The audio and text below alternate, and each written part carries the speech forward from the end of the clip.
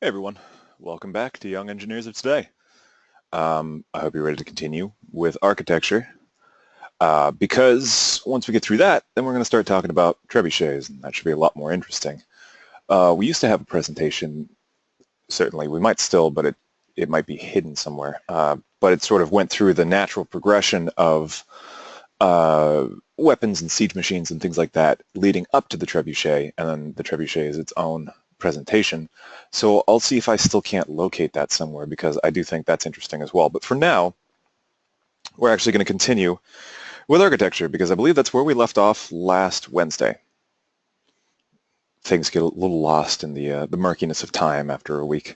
But if I remember correctly, we got started with architecture, as in we talked about architects, and then I got to the history of architecture, and I went, nah, because it was right about the time we were supposed to call it a class anyway.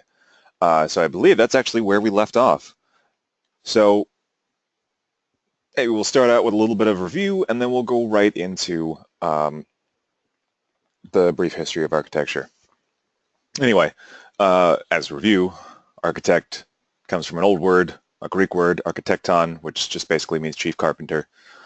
And an architect is essentially like a civil engineer and a designer and just a whole number of different things all rolled into one. They have an aesthetic aspect to consider in addition to the structural aspect and the ergonomic aspect and the environmental aspect and the cost and all of these things. The architect has to juggle many different sort of facets at the same time in order to be able to design a building. A successful architect certainly does this well, but there's always a fair amount of debate, I believe, as far as what constitutes a successful architect.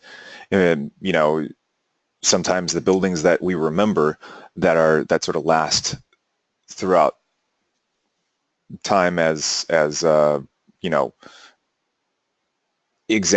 shining examples of architecture, may be solely because of their artistic aspect, and they may not necessarily be terribly structurally, remarkable buildings. Then again, there are some that are both. They're not only artistic, but they're also, solid as a rock. They're never going to fall over. So again, the when you take into consideration a very canny architect, a very successful architect, that sort of thing can vary from person to person in their own eyes, certainly. So anyway, yeah, the main tenets of architecture can be better understood by looking at its evolution throughout history. And that was pretty much where we left off, and that's how we got here, the brief history of architecture. It's not incredibly brief. Well, it's sort of brief. It's fairly brief. I want to say that the rest of the slideshow can also be considered a brief history of architecture as well, because it's looking at older architecture, classical architecture. But in this case, this is a straight up quick and dirty run through of how we as humans have changed the way we've looked at structure building throughout certainly ancient history and prehistory. So we start out in prehistory with the Flintstones because that's how that works. Aside from the foot-powered cars and the dinosaur pets and things like that, prehistory was notable for the ancient structures that they built. So architects in prehistory existed in their most basic form. They constructed things like megaliths, which are just really big, like collections of well, I'll show you actually the most famous example of a megalith in a moment. Obelisks, which are, the pointy things, kind of like the Washington Monument. The Washington Monument is actually an obelisk. But they can take a number of different forms, but that is sort of the general shape and structure of an obelisk. Thatched huts with a thatched roof that is made out of straw and woven, and earthen mounds, which is basically a fancy name for piles of dirt and mud, but that sort of devalues what an earthen mound is. There's a structure to it that is certainly more elegant than just calling it a pile of dirt and mud. But that was something else that prehistoric, architects were notable for. And their constructions quite often puzzle modern architects to this day. A lot of questions as to, how these things were built, what sort of mechanisms were used, because the assumption is that they used at least some sort of simple machines, like those simple machines we were talking about in the previous presentation, because a lot of these things, like, for example, the most famous version of a megalith, Stonehenge, was believed to be constructed anywhere between 3000 to 2000 BC, and those stones are heavy. We're talking in tons. So, I mean, at last I checked, no human being can really lift up a single ton on their own, much less several tons and then place it on top of another rock. Even a group of people, you're going to run into a situation where you have not enough space around a rock to get enough people to lift it up. So there had to be some form of simple machine, whether it was a wedge or, a lever, or maybe even a pulley system, although that's all up for debate. I think the most common theory is that they used wedges and levers, but obviously we weren't there, so we don't really know. But anywhere from between 3000 to 2000 BC, so let that sink in for a moment. That also means that Stonehenge is anywhere from 4,000 to 5,000 years old. Thousands of years. Try and think back, if you've ever gone over history and think back of what the world was like in the year 1000. Think about, if you have any sort of indication about what the year zero might have been like, before Common Era.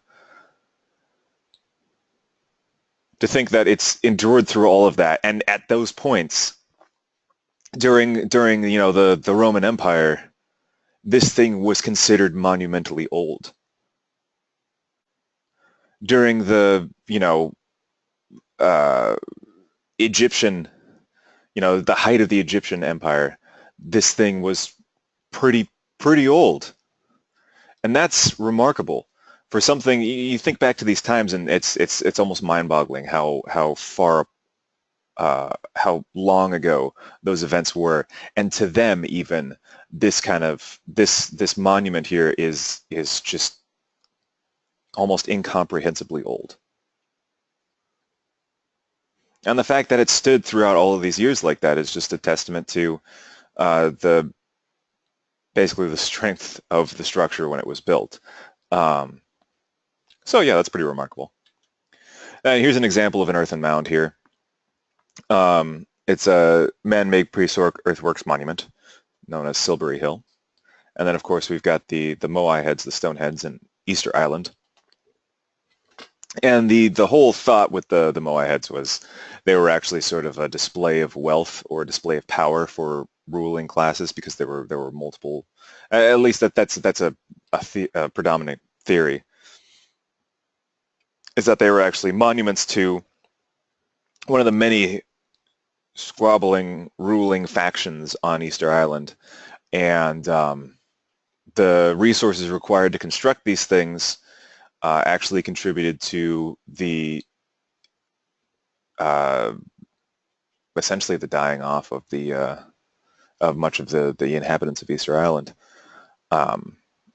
just because they required, quarries to be made and forests to be leveled and things like that, and it eliminated a lot of the natural habitat for the animals and the plants and things like that made up their food supply. So yeah, there's that. Anyway, we move on from prehistoric to ancient Egypt, which the end of ancient Egypt was about 950 BC. That was generally considered the nadir, not really the nadir, but the end of the apex of the Egyptian civilization before it was the classical era. Anyway, again, to put this into perspective, 950 BC, well, 3,000 to 2,000. So the ancient Egyptian empire, in essence, or the civilization, existed during the time that this was built. So I was off a little bit of my numbers. I thought I was off by about 1,000 years in ancient Egypt, but I'm not a history major. I'm an engineer. Anyway, so in ancient Egypt, architects were employed by rulers to build tombs and great temples, and they mostly used granite and limestone. And their monuments and tombs could be incredibly tall due to the use of a wide base to support sloping walls. Does this potentially sound familiar at all? A wide base to support sloping walls. I mean, pyramids.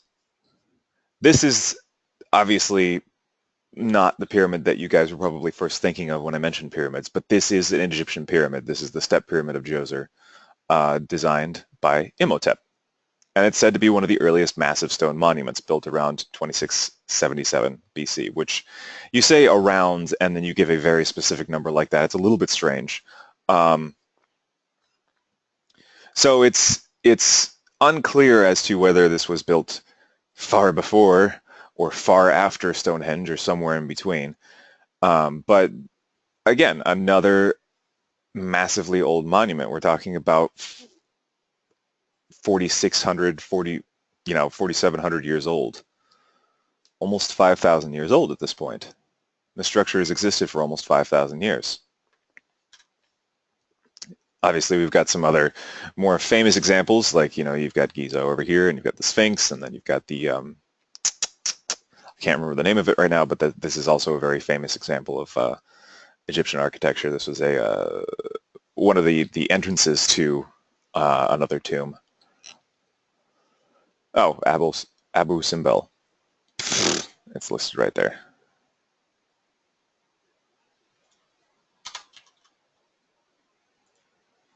Sphinx is spelled with an I. Anyway, yeah. So again, very famous, very iconic examples of Egyptian architecture, and very, very, very, very old.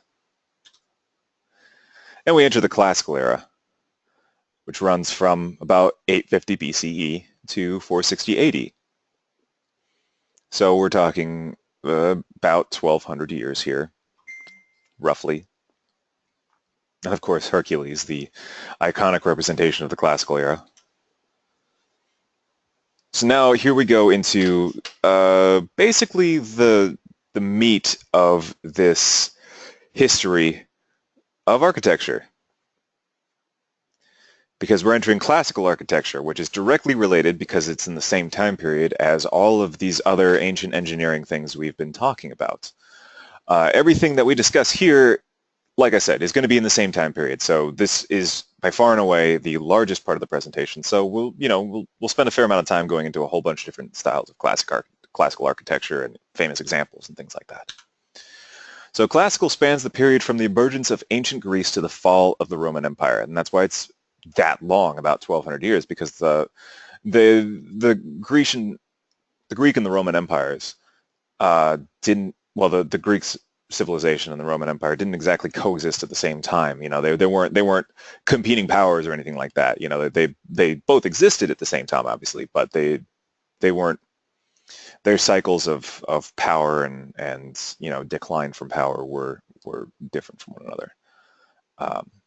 Architects began to use mathematical principles to design structures, as documented by a Roman architect named Marcus Vitruvius. So this is different from the prehistoric examples in which there was use of mathematics and things like that in a rudimentary form, not quite as we understand it, in order to construct these things. And in ancient Egypt, where there was also a very simplistic form of mathematics, namely the use of large geometric shapes and things like that, like, I don't know, pyramids, in order to construct these things. There was certainly a larger emphasis on mathematical principles to design structures. So these principles, which are also known as the classical orders, still play an influence in design to this day. That is to say, when architects today are designing things, architects will still, at least to some degree or another, reference the classical orders in order to get guidance on how to structure their structures. A lot of the very famous examples of ancient Greek architecture are going to be temples because that's what they spent a lot of time designing. Because in addition to being places of worship, temples were symbols of society and culture. They were built on the highest ground and surrounded by public meeting places and other gathering places like gyms and stadiums and theaters. Greek architecture was ruled by a strict system of proportions that related a structure's individual components to the whole building. So there were well, let me see here. There might actually be an example. Nope, there's not. There was a sense of proportion in the individual elements of a building as well as how they related to the entire structure as a whole. So it was very regimented. It was very well structured, no pun intended, and it was very mathematically based. So again, in very stark contrast to these earlier examples of architecture, which may have been at least on a large scale, influenced by mathematics. We're talking very rigidly designed and, conceptualized using mathematics. So this developed into three distinct styles. You've got Doric, Ionic, and Corinthian. And actually the easiest way to tell which is by the columns, honestly. I mean, there are other elements in these distinct styles that you can use in order to discern what type of design philosophy that building is using, but really the columns are dead giveaways.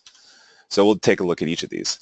Each of the orders has its own style of details found in the moldings and ornamentation of the column and entablature. An acronym? What are you talking about?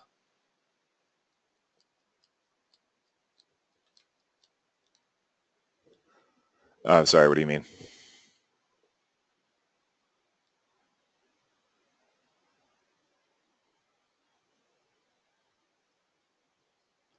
Oh, I mean, I guess, but they're all separate styles, or they're considered, I mean, well, they're related in the sense that they're architectural styles, they're distinct from one another.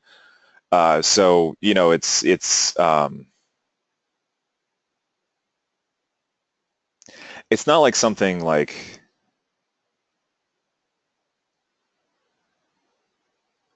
let's see here, the planets or, PEMDAS or something like that, where it's all meant to be a package all with one another. This is more like, it would be like using an acronym to remember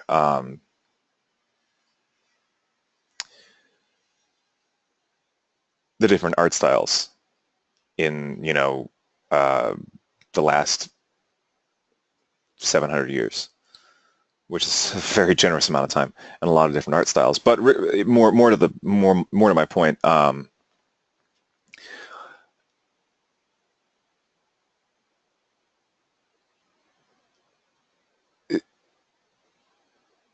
something like an acronym can be useful to remember what they are, but remembering what they are, not remembering what they are does not preclude you from being able to identify at least one of the types. So you could use an acronym if you wanted to, but they're actually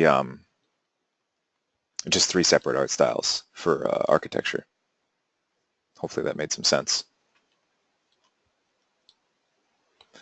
But anyway, yeah, and the moldings and ornamentation of the column and entablature, and the entablature is basically the thing that the column rests on.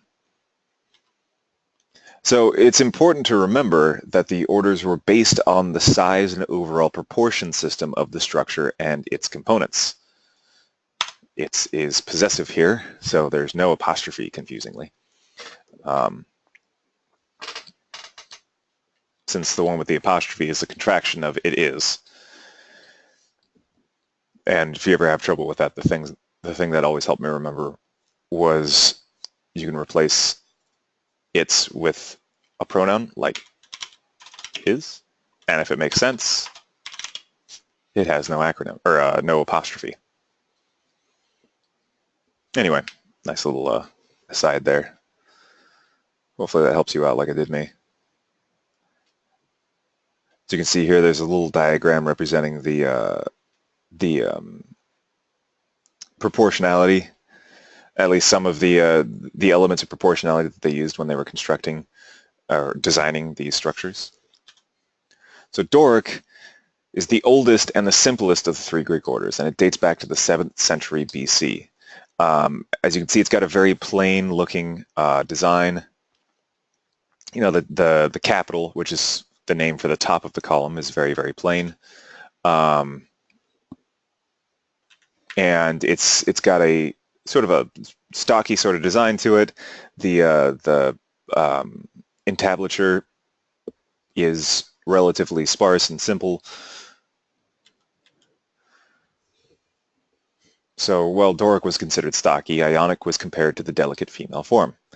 Was used for smaller buildings and interiors. So there could be, in fact, a mixture of Doric and Ionic architecture, although obviously older buildings would be more likely to have Doric on them because it would be before the advent of Ionic.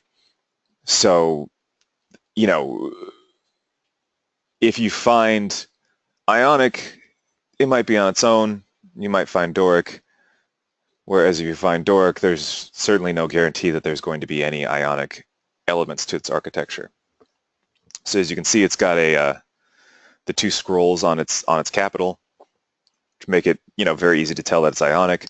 The entablature is actually, you know, is devoid really of any art, although there's you know, more complex filigree and things like that that exist on it, the little designs and stuff like that. The filigree being like the little details and patterns and things that appear around the edges.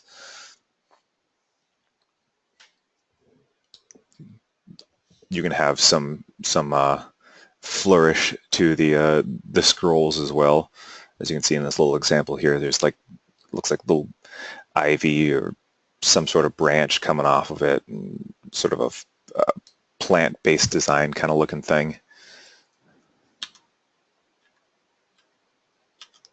Then you've got Corinthian, which is invented by the Greek sculptor Callimachus.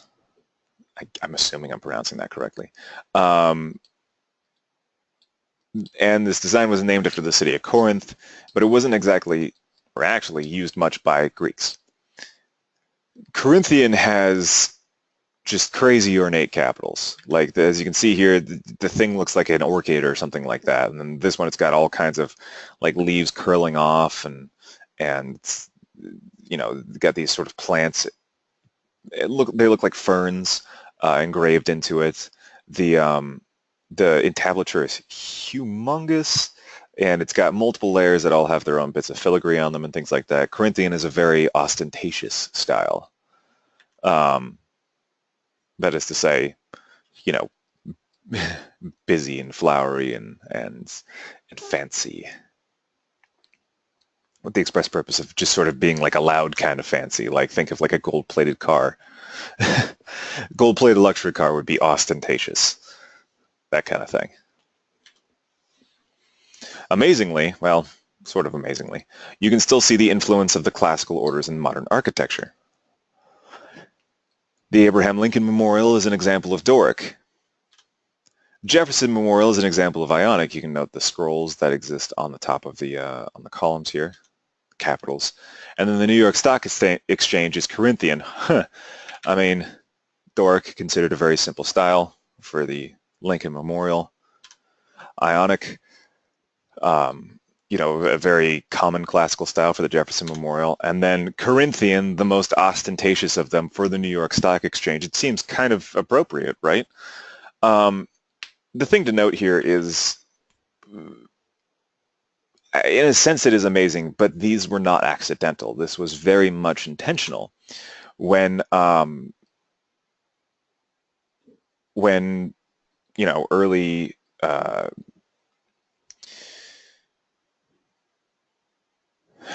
it doesn't sound appropriate enough to just say politicians, but early designers and you know, people coming up with ideas for the state structures and things like that in this country specifically wanted to go for a classical art style, because specifically they were thinking of the fact that they were reviving these classical ideas of a republic, and, you know, getting rid of the old monarchy way to going back to, when humans were rational beings and concerned with the inherent rationality of man, and they wanted to go back to that style of government, so they opted for a republic. And in order to reflect the fact that they were embracing these ideals, they also went to classical architecture in order to sort of mirror that. So it's not at all accidental that a lot of state buildings and a lot of very, very important and iconic government buildings emulate a classical style. That was very much on purpose. Not that the New York Stock Exchange is a government building, but anyway. Now we got famous examples of classical architecture. Start out with the Parthenon. Well, it's located in Athens on a hill known as the Acropolis, which translates roughly as the high city.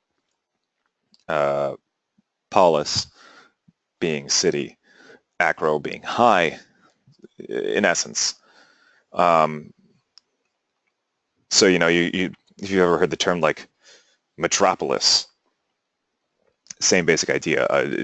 I'm not entirely sure what the metro represents, other than maybe, I don't know, dense or busy, things like that. You got necropolis if you want to go a nerdy D&D way, which would be like dead city.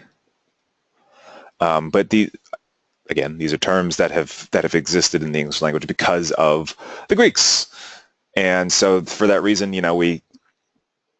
we're familiar with them because they're apt terms. So anyway, the Acropolis translates roughly as the high city. The Parthenon is for Athena, who's the daughter of Zeus and Metis, goddess of wisdom and military victory, and patron of the city of Athens. Hey, look at that connection there. Measure, okay. Oh, well, that makes sense because there's a lot of strict design and things like that that go into metropolises. Anyway, so look at that. Athens, their patron was Athena. Athena, Athens. Makes a little bit more sense now why it's named Athens, right?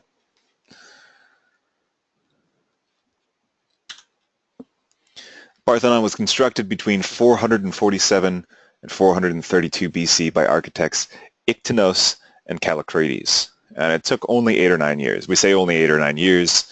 That's pretty lengthy as far as modern construction times are concerned, but keep in mind this was all constructed by hand and with simple machines. So all of those columns were carved by hand. All of the individual elements of this building were carved by hand by artisans, and it was all constructed using pulleys and levers and wedges and things like that. It was constructed using a fundamentally more primitive construction system than we utilize today. I mean, if we wanted to replicate something like that today, there would probably be some element of machining to the marble and things like that. I'm sure, depending upon the intention behind all of it. If we were so inclined, I'm sure we would still certainly we would carve this stuff out by hands. But if you're just looking to emulate it without the authenticity to it, I suppose you could machine the marble to look like this. In addition, even if we carved everything out by hands, the building would still be constructed using cranes and scaffolding and well, I mean, they use scaffolding then too, but cranes and trucks and things like that. So it would take much less time in order to construct something like this. The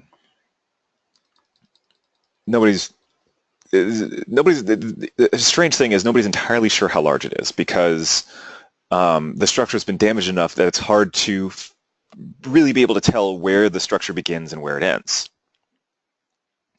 There could be additional rubble nearby that is considered part of the structure. There could be, that could have fallen off the building and fallen some distance, so it could be smaller than it appears, or there could be more to it that has crumbled since then and should be included, so people don't really know. But a common measurement is 111 feet by 228 feet, or 30.9 meters by 69.5 meters. So it was a decently sized structure. It's not, ginormous, but for something that was constructed by hand, that's pretty big. And it had a marble.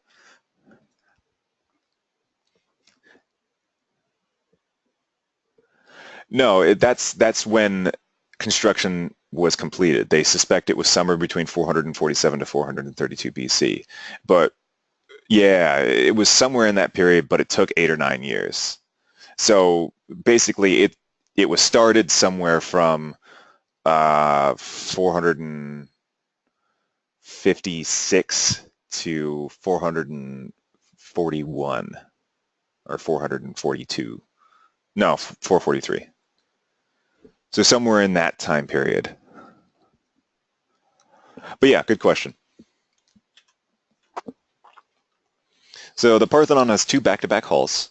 It has and I'm gonna just absolutely butcher this, Opisthodomos, which is the smaller inner hall, which contained treasure, and where the temple rites happened. And then you have the cella, which is the main room, and it housed the statue of the goddess Athena. So, based on this, what?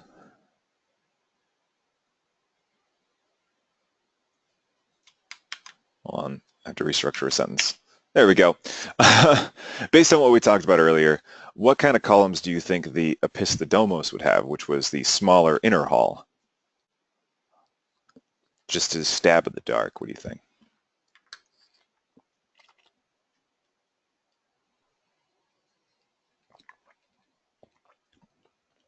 Okay, so we're thinking the bland ones, so maybe some Doric.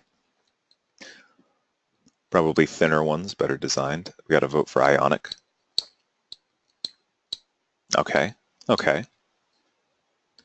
What about the cella or the cella? Kella. Maybe it could be the Kella. What do you guys think about what that would be used, which is the main room, which housed the statue of Athena?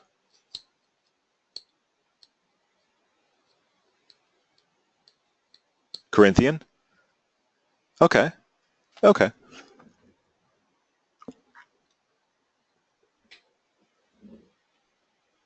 Now keep in mind, the Corinthian style wasn't actually used very much by the Greeks.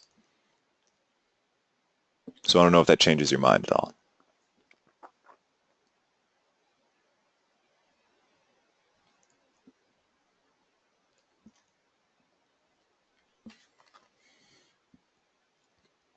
Okay, so we got to vote for Doric. All right. Well, just as a reminder, Doric columns were simple and stocky, and Ionic were used for smaller buildings and interiors. So if you guessed Doric for the cella, or the Keller, whatever it is, blah, you would have been right. And if you'd guessed Ionic for the Opisthodomos, you would have been correct there too. So there you go. Now, the foundations of the Parthenon were made of limestone, and then the columns were made out of Pentelic marble. Prior to the 5th century, prior to the construction of the Parthenon, things like that, Doric temple construction was made with wood. Hence the simpler design, because it's using wood to make your columns and stuff like that. It's generally more conducive to a simpler design on the capital of the column and everything. Especially if you're not, if you're assembling a column from pieces of wood as opposed to carving it wholesale out of like a giant log or something. So you'd be better off going with simpler designs in that case. But after all of that, the Athenians wanted a more durable temple. So they're wealth and large population of citizens and slaves made the all-stone Parthenon possible. So now they were essentially the first to have an entirely stone temple. In this case, marble with the foundation of limestone, which is just solid stuff. Limestone weighs like 1,000,000 pounds, but it'll hold anything you place on top of it for the most part. And marble's a similar way. It weighs 1,000,000 pounds, but it's very, very durable. So the Parthenon is a post and lintel construction, block and block without mortar. So essentially, kind of like Stonehenge was, where you basically just take 2 blocks and you put another block on top, and the weight of the top block and the sturdiness of the supporting blocks basically just keeps the thing from falling over. There is like literally no material that is binding the top of the Parthenon to the columns on the Parthenon. It is just resting on top. But it is heavy enough and the material is strong enough that it still stands despite all the elements.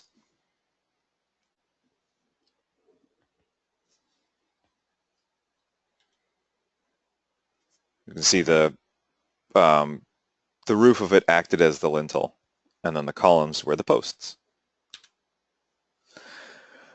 Here's a number for you. The Parthenon used 20,000 tons of marble. If we're talking about the tons that you and I are familiar with, that's 2,000 pounds.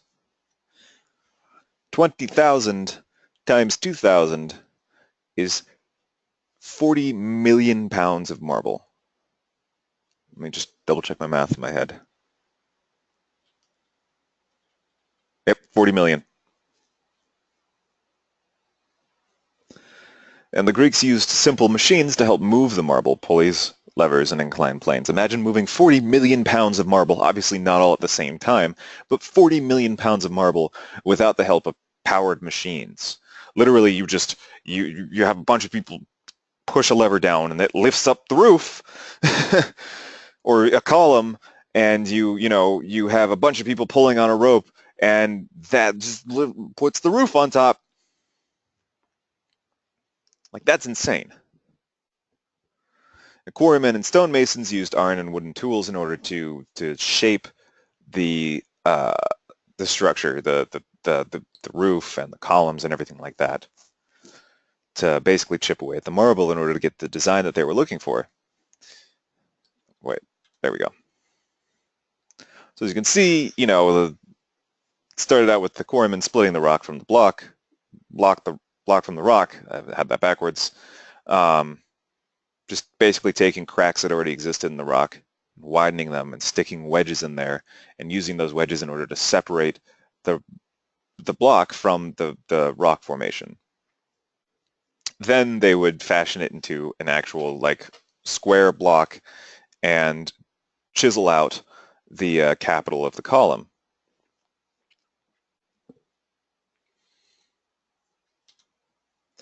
Then they hoist the block to the quarry entrance. They lift it, literally lift it. So roughly 2 months since the work began on the block, I just like reading this one because it's so dramatic, the half-carved capital column is ready to leave the quarry. It weighs over, okay, the thing was in the way. I wanted to make sure that was over, so I didn't exaggerate more than, or exaggerate, because it's already pretty impressive on its own. It weighs over 26,000 pounds. 26,000 pounds. That is about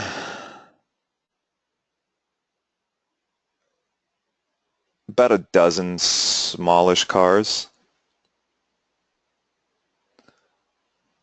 And lifting up a dozen smallish cars with ropes, pulleys, and winches, as well as levers, wooden beams, rollers. Just lifting it up to the top of the quarry. It's pretty insane. Then they load the capital onto a wagon.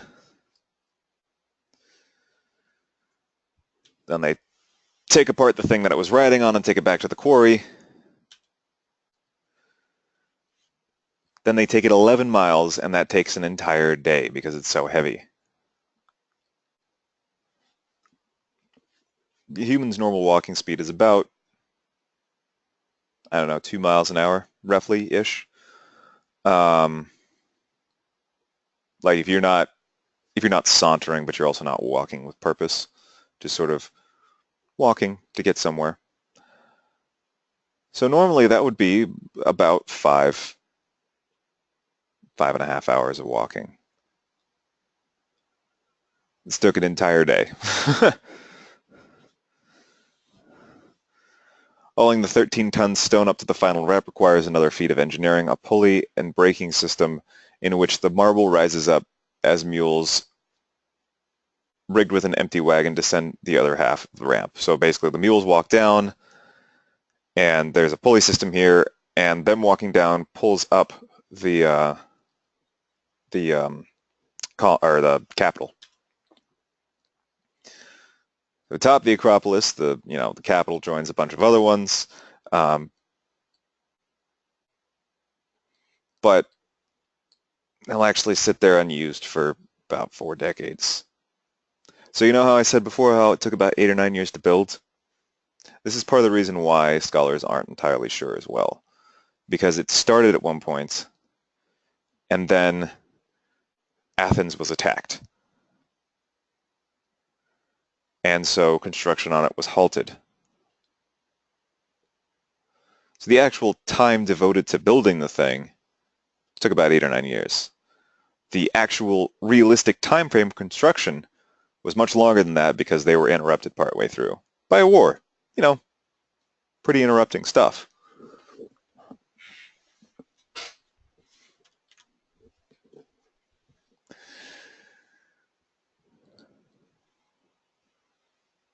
But yeah, so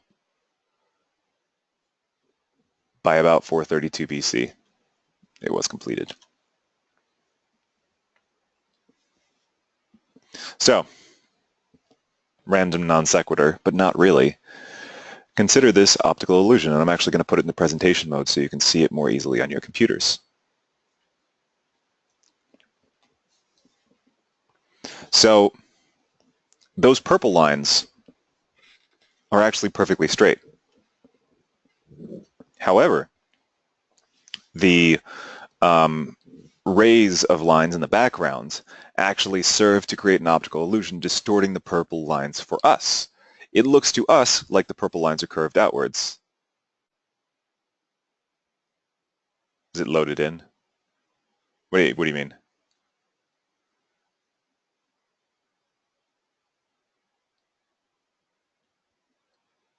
Oh, gotcha. Okay.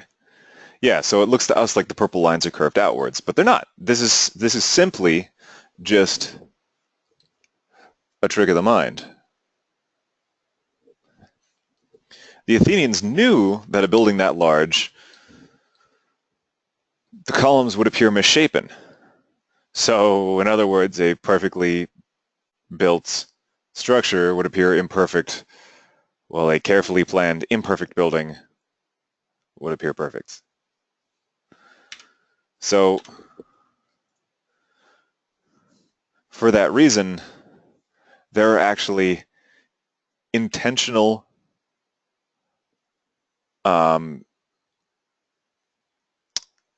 intentional imperfections built into the structure. If you were to measure it, you would recognize these imperfections. However, these imperfections are carefully planned so that the building looks like it's intended to, and this optical illusion does not take, well, it does take effect, but it actually distorts your vision and makes it look perfect. Well, because they were very mathematically minded, and they were aware of things like this. And the fact that they had built a fair number of temples before that with a similar design. Yeah.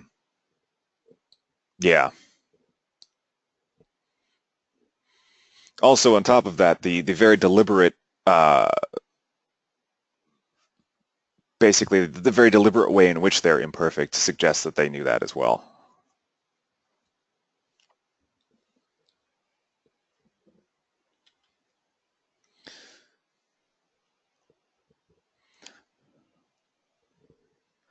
So yeah, they swelled out the columns a little bit in order to make them, appear when the optical illusion occurs, they appear thinner.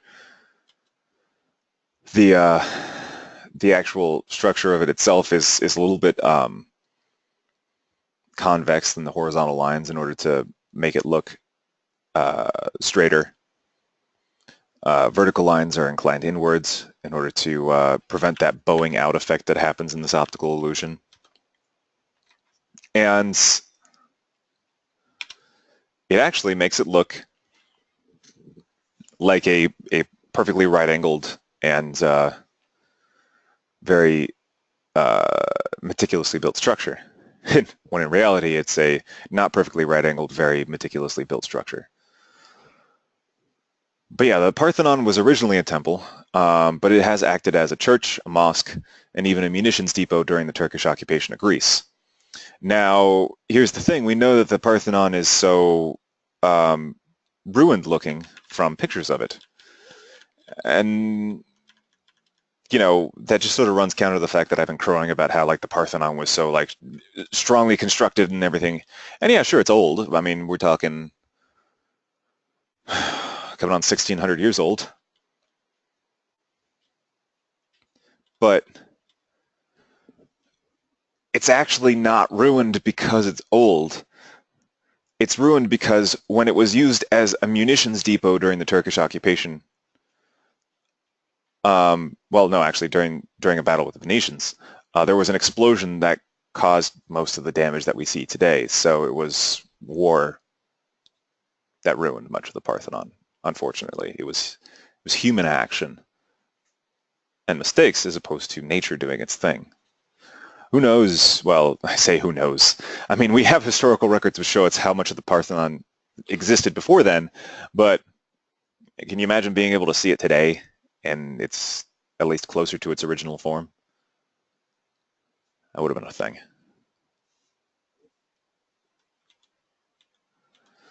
And, oh, okay. So now, as we continue with classical architecture, we'll start talking about advances in Roman architecture, which includes roads and aqueducts and the Colosseum and all kinds of stuff like that. And then from there, we'll move on to weaponry and trebuchets. And we might just skip straight to trebuchets, who knows. But anyway, let me just go ahead and show it to you. So as far as ancient Roman architecture is concerned, we've got roads and arches, the Colosseum and aqueducts. Hey, just like I said. But, it's good to have verification. Why are roads important? I mean, you might be like, oh yeah, roads, woo, the Romans built roads, woo woo. We've got roads everywhere, it's no big deal. Well, they were the first to actually connect all of their cities with roads, which was huge. It was actually a major reason why they were such a large empire, why they became so influential, other than, everything else. But it actually was a huge contributor to why they were so influential in the world when they were. It helped their economy by allowing commerce between cities and towns, and it strengthened the empire by allowing the military to move quickly. It's actually a lot of the reason why interstates exist in America, is so that there's a large enough infrastructure to move, large military vehicles and stuff like that from coast to coast and everywhere else in between. It just also happens to be available for civilian use. I mean, that's the idea, but it was also meant for civilian use as well. But we think of it as a pretty like whatever thing now, but this was groundbreaking, no pun intended, in the Roman time. And not only that, but just the actual the structure to the roads, the thought that went into constructing these roads, as opposed to just clearing a path out of the dirt. There was actually a lot that went into creating a Roman road. It was designed to last. So you have, obviously this is the regular ground, the regular dirt and everything like that. So they dug out a trench in it. They put in a compacted layer of sand, and they put slabs of stone and cement, then they crushed stone and cement, and then they used stone blocks in order to create a cobblestone road. They had drainage for the water so that the roads didn't have potholes and things like that. Well, they still had them, but it reduced the probability that they were going to be dealing with that kind of stuff. And the fact that they were raised from the ground around them, it helped drainage as well. Yeah, I think it's pretty neat too. In fact, here's a picture of a Roman road today. It's got plants growing out of it, but it's still there. Yeah, plants are pretty neat. I like plants too. But like, think about, I don't know, think about the roads in Charlotte or the roads in Raleigh or the freeways. If you've ever been to, Texas or California, the highways there, think about how much effort goes into keeping those things maintained. Now, on the other hand, Roman roads didn't have 18-wheelers driving across them, at the rate of a few hundred or a few thousand a day. But by the same token, this road is still standing today, and it looks pretty good for being 1,000 years old. Well, more than 1,000 years old. In fact, the Parthenon is almost 2,400 years old. For more than 2,000 years old. That's pretty impressive. This road is about as old, roughly, as our current calendar system. Basically how long we've been measuring time. And I'm reasonably certain. No, it's older than that. It's older than that. Anyway, point being, super old. Try and imagine a street in America that'll last 2,000 years. Maybe it'd help if we didn't have cars driving across them. Anyway, that's going to do it for today. We're going to continue along with architecture on Monday. We probably only have like a couple more lessons left in this ancient engineering track, and then we're going to move on to something entirely different. You'll see what that's going to end up being. But hopefully you guys have found it interesting so far. I think it's actually kind of amazing, when you fully grasp exactly how long ago these things were made and the fact that they still stand today. I think that's pretty incredible. It might just be architecture, which might not be your cup of tea, but I think from just a purely number standpoint, it can be an interesting thing to understand and appreciate. But yeah, so let me go ahead and do the poll questions. If you guys have any questions about anything, I'll be here, although I will have to dip out about 2 minutes before in order to ensure that I get to the high school class on time. Otherwise, once I ask the poll questions and that's all done, you're more than welcome to head out. Have a wonderful weekend, and we'll see you on Monday.